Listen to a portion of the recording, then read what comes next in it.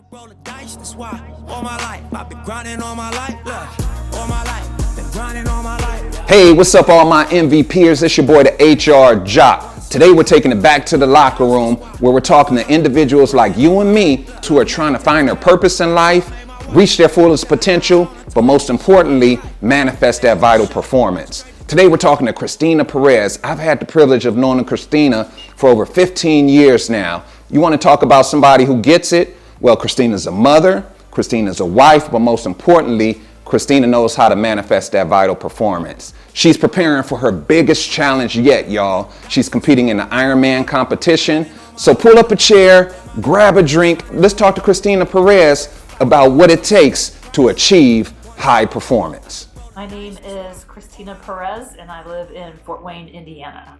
Chris, you are getting ready for an exciting moment in your life, an exciting event. Yeah, so my newest goal for this year in the endurance events is the Ironman Wisconsin Triathlon. So it is a total of 140.6 miles.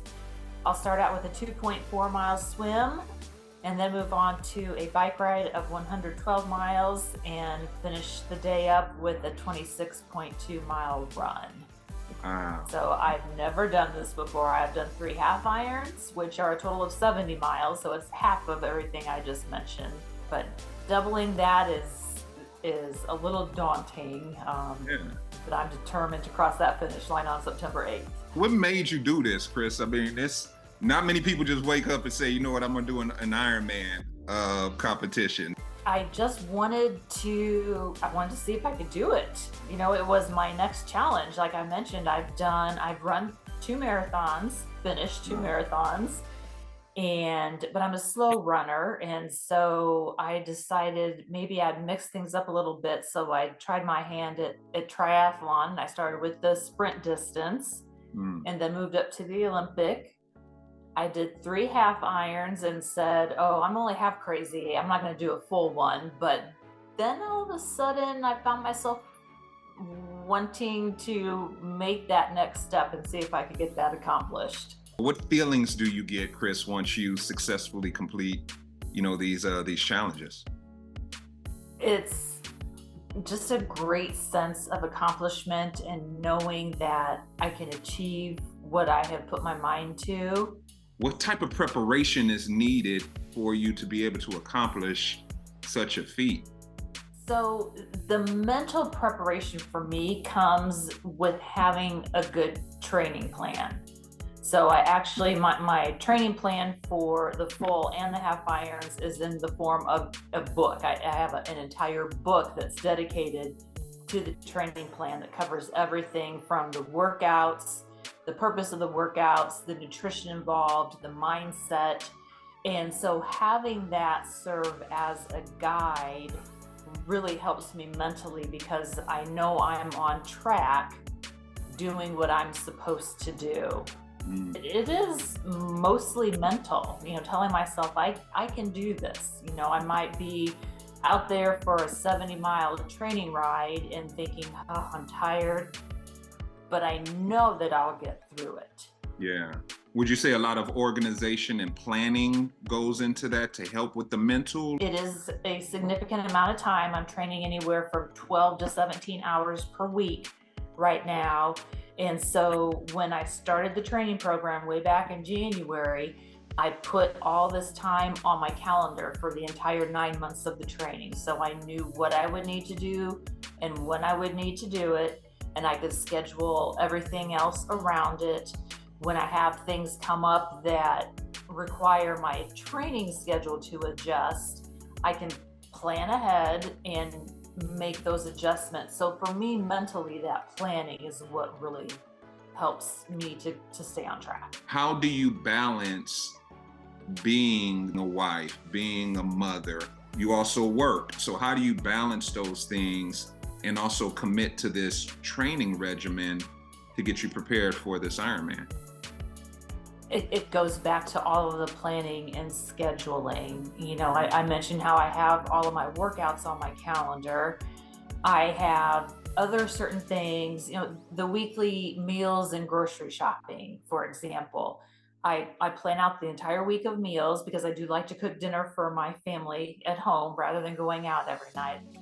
Yeah. Once or twice a week, I'll say I'm a little tired. Let's grab some Right. takeout. Yeah, but for the most part, I do like to have that. So I'll look at my schedule and see what we have planned, and then plan my meals accordingly. So, for example, if I have an evening meeting or I have a very long, busy day, I'll plan a crock pot meal for that day that I can have ready to go for everybody. So for me, taking the time on the weekend to plan out what I'm going to make and when I'm going to make it so that I can be prepared really helps with things. What lights that fire under you to never give up and to keep going, Chris? It has changed and evolved as I've gone through life. At first, it was just wanting to feel good and look good. And then I had children, and I wanted to make sure that I was setting a good example for them on how to be active and healthy. And they have followed in those tracks. And so now it's just about showing them and myself that no matter how old you get, you can still continue to accomplish things. I accomplish them a little bit slower now than I did 20 years ago, but I can still do it. So the inspiration is really just showing my family, showing my kids that you can continue to be healthy and active your whole life. There's a lot of people who look at certain challenges in life and question whether they can or can't do it. What advice would you have for that person that's sitting at home that may listen to this thinking, man, I need to get up, I need to move, I need to be active, I need to do something, but I just don't know if I can? What I would say to that person is to find something that you like to do. If you don't like to run, don't sign up for a marathon. Maybe you like to ride your bike, or maybe you like playing pickleball is all the rage across the country right now. Yeah. Find something that you enjoy. Maybe you have some friends who are playing golf. Take some lessons and learn how to play golf. Find something that you think you would like to do, something that maybe you have friends who already do that and they can encourage you and teach you and show you the ropes on that new activity. As we close out, how would you define high performance? I think high performance is whatever stretches you and pushes you to achieve more. And then I think you just you feed off of that sense of accomplishment, and you just want to keep seeing what else you can accomplish. So maybe that's what is not so much the motivation, but that's what has led me to keep doing more and more on the distances, is just pushing myself. How far can I push? What's next for you, Chris?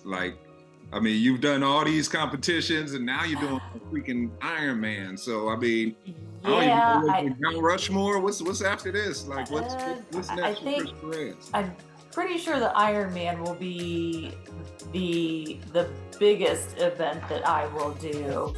I haven't really thought beyond the Ironman yet. I probably won't be running a whole lot the rest of the year after that.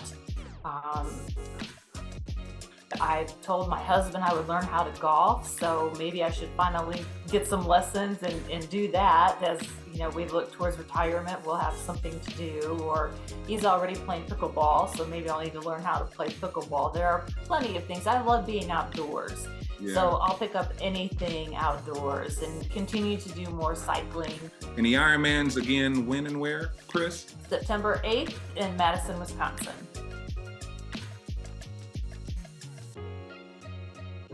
Christina Perez.